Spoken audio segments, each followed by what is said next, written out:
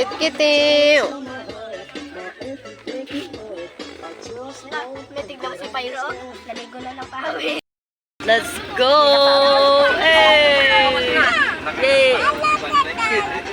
Video yan. Ay, video yan. Hanapin niyo si Dayan. Magpumotor daw sila. Kapag talaga mainit ang panahon, wala kang ibang craving kundi swimming. O, diba? Tama ako? O siya, tara. Samahan nyo kami. Tara sa Dibutunan. Mag-ilog. At habang naglalakbay nga kami, ay nakakita kami ng nagtitinda ng pinya sa gilid ng kalsada. Magkano po? Magkano po? 100 daw po apat. Aba, syempre, bumili yung financer namin. Ayan na yung sukli. Opo, apat nga po. Ito na lang 300. Pero syempre, hindi siya yung nagtitinda, no? Tito ko kaya yan. Siya yung driver. At may-ari nitong sasakyan. Ay, sarap buhay ng kitkitiw namin na. Ay, siya nga pala. Nandito na nga pala tayo sa pinakamahabang tulay. Dito sa Dibutunan, Dipakulaw, Aurora. Sobrang haba po ng tulay na to. And share ko na lang din na magmula nga pala dyan ay tanaw mo na yung dagat ng Dibutunan. Para sa akin maganda yung view dyan kasi wala kang ibang makikita kundi niyugan, ilog, karagatan, at kabundukan. Well, hindi naman ganun kalaki yung makikita mo sa dagat. May konti ka lang na masisilip magmula dyan sa may tulay na yan. O, diba?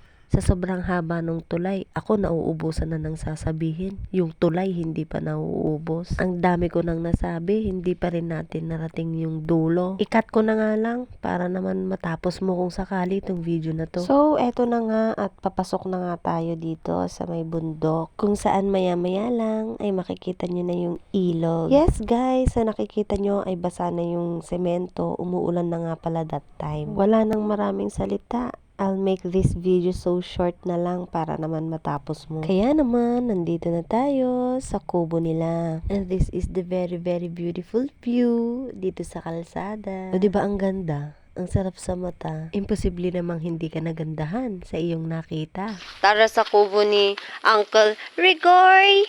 Oo, Bes, hindi ako nagbibiro. Rigor nga yung narinig mo. Kaso apelyedo niya yun. So, ayun at kasalukuyan na nga silang nagluluto.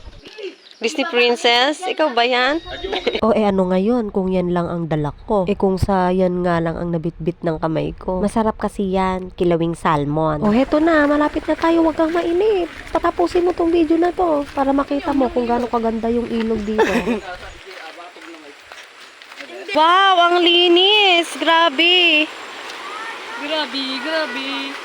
Grabe. O diba ang satisfying ng agos ng tubig. Grabe ang sarap sa tenga. Sobrang nakaka-refresh. Hala!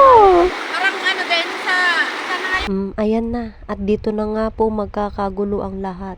Kasi ang lahat ay gutom na. Pero kahit ganun, hindi pagkain ang inuuna namin, kundi pictorial. Diba, walang imposible sa pamilya, Masong. Yes!